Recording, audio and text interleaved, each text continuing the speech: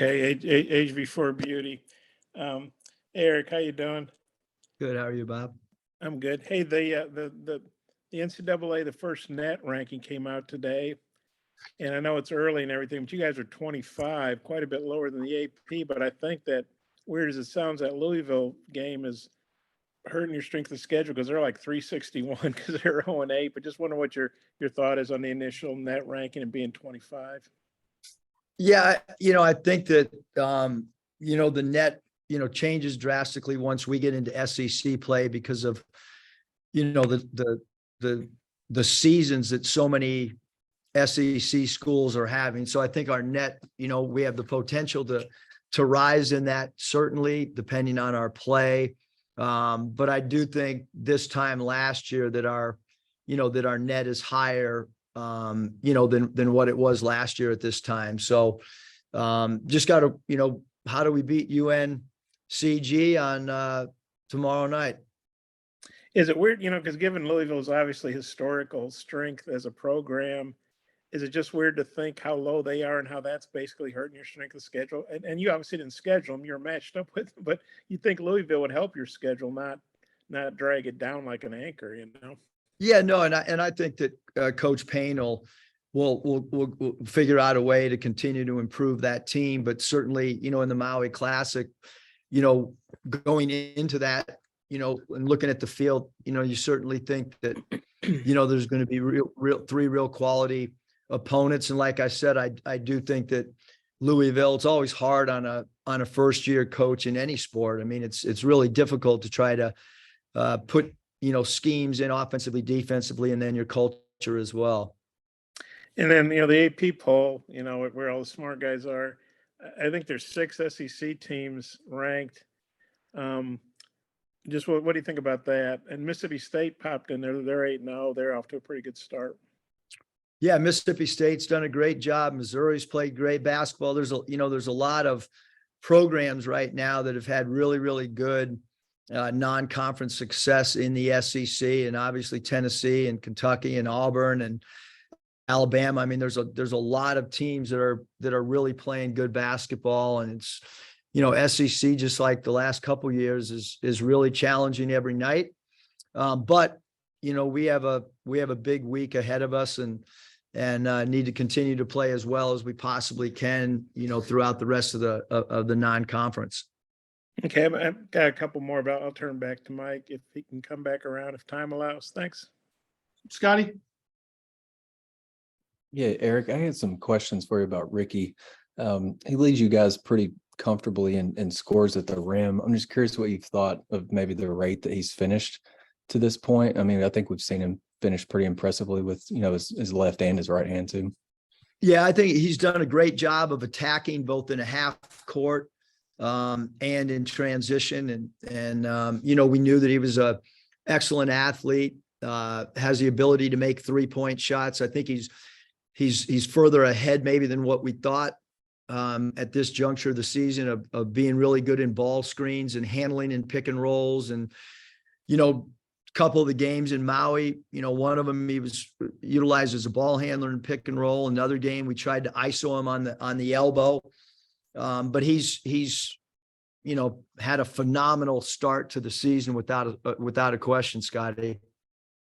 And secondly, just kind of, he's had a couple of big dunks, it seems like, every game, just like powerful, aggressive type dunks. Do you guys see that behind the scenes? And kind of, have you coached a player with maybe a similar mindset when it comes to maybe being the aggressor at the rim at the guard spot or the wing spot?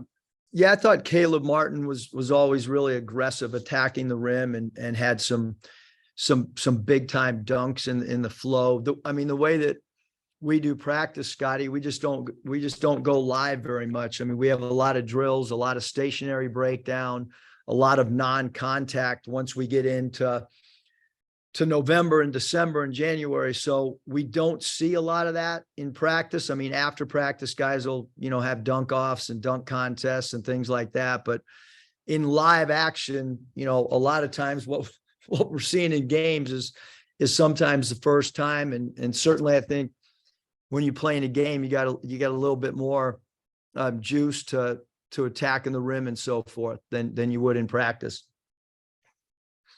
Curtis. Hey, Coach, just curious what you've seen that stood out to you on UNC Greensboro. It looks like an older team, a ton of juniors and seniors. Yeah, I mean, I think that, their backcourt, number one, they create a lot of steals. They play very aggressive, defense. They'll reach and gamble and try to create some offense through their defense. And, there are four guys up front, number 4, number 22, 33, and 2. All those guys are, offensive rebounders, rim runners. And then at the 1, 2, and 3, they have guys that can shoot the basketball, 24, and they have 2 left-handers in the backcourt, number 0. And then, Atwell, number 12, can shoot it, and their best player, Kennedy, or I should say their best offensive player, Kennedy, has been out the last couple games. And certainly, us taking care of the basketball will be extremely important against UNCG. And then just curious, with all these new faces that you have, how has this group done so far with just absorbing information, whether it be film or your scouting reports, and then carrying that over on game day? Yeah, we were, not concerned, but obviously with 11 new players and only 2 guys really kind of knowing what our scouts look like, how much were we going to be able to, absorb? How much were we going to be able to take from the practice court to the game situation? And then you add in the fact that there's 6 freshmen out of those 11. Certainly, we didn't know where we're going to have to scale back some of the ways that we've done preparation in the past, but actually we're further ahead maybe than where we've been in the past, even though we have so many new guys. But I do think we have a lot of guys that have really good understanding of schemes on both offense and defense. And I do think we have a group that understands the importance of knowing your opponents, both their sets, their defensive tendencies as well, and maybe most importantly, the individual tendencies of guys that they would have to guard or match up against. Christina. Coach, the other night you brought in Jalen Graham to be, you said, a fresh body. Is that kind of the role that you see for him, or how do you want to use him going forward? Yeah, I think, every game just takes on a kind of an identity, and, certainly if we need interior passing, if we need down low scoring, if we feel there's matchup, Jalen is a really good player, and he's proven that at the Power 5 level at Arizona State as an all Pac-12 player. I thought he had a great week of practice last week, and but certainly the opportunities that he's been given offensively, he's done a really, really good job. And then, I thought defensively, in his minutes, he led us in taking charges, and I thought he did a really good job defensively last game as well. And then what do you remember about recruiting him, and what made you want to go after him, and maybe what drew him to you? Well, we had actually recruited him, when he was in high school, recruited him pretty hard. I don't know if he remembers, but we had an in-home visit, and, so in high school, I thought, he was a great shot blocker in high school, a great runner of the floor, had the soft touch that we see now. I think he's always had good footwork, but his footwork in the post right now is he's really hard to guard in a one-on-one situation, because he's got a great spin move, and he does a good job of feeling the defense and going the opposite way of where a defender might be trying to influence him. Hutch. Yeah, Coach, Nick told us after the game that his knee was a little bit sore, that he was going to get some rehab. I'm curious how you've seen him respond and how he looks after getting his first real action the other night. Yeah, today, today's first time we're getting back on the floor and doing some live stuff, and not live, but defending what we will see. But I think he's fine. I haven't gotten any text or anything of anything other than just what was anticipated.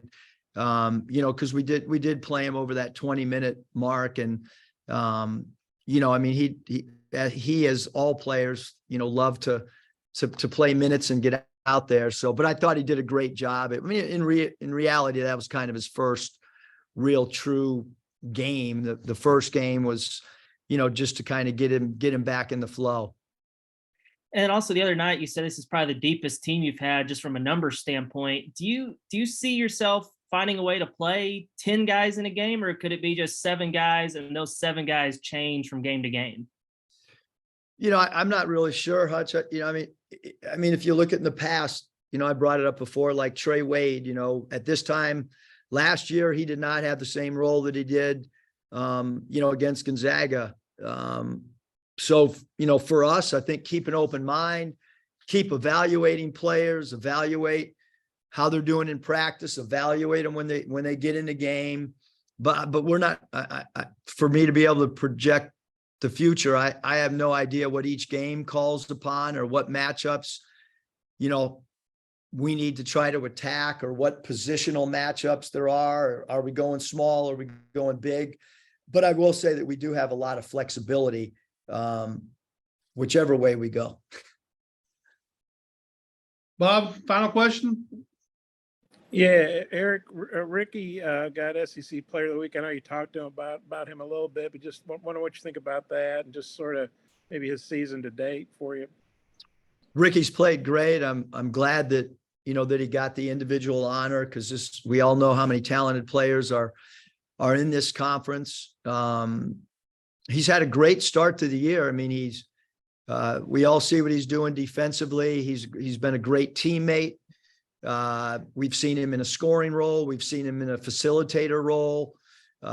Last game, in the second half, we switched him on to number 10, Amari Moore, because we felt like Ricky's athleticism and length maybe, you know, would be a different look than what he saw in the first half. So he's done a great job. I think he can be a great rebounder for us as well, especially defensively. And you know, he's done a great job setting the tone for us on especially at the offensive end. I think he can continue to set the tone defensively as well. Hey, you mind if I squeeze in one more about Greensboro? Kennedy, I checked. He's supposed to be back. He's their leading scorer. What have you seen from him, and what kind of boost does that give them having him back? Yeah, he can really score the basketball. He can shoot it from 3. He's good in transition. He's a good rebounder for his size. Obviously, you know, he's their best offensive player numbers wise. And so he does change the complexion of the game for them for sure, especially from an offensive standpoint. Sorry, Hey, Andrew, did you have one real quick? Quick. Yeah, I did. Good. Yeah, Coach, in the preseason, you talked about how, you know, when you guys would go live in practice, one group would kind of pull away from the other. And, you know, in the Texas game exhibition, we saw the bad end of that, but now you're starting to see that spurt ability benefit you guys against some of these other opponents. Just how encouraging is it to see, especially when you play somewhere like Bud Walton, where your team can kind of just overwhelm teams in a stretch of time? Yeah, I think the biggest thing is, especially at home right now, early in the season, is just how do we wear people down? But certainly we can play in spurts. The way that we've jumped in our 3-point percentage, been a pretty drastic jump over the last, couple games, and our numbers across the nation continue to improve on both sides of the ball. So yeah, I mean, I think this team is playing with more comfort, understanding each other, and I think we're better, now than we were in that exhibition game. And I think we just need to continue to grow. All right. Thanks, guys. Appreciate it. Thanks.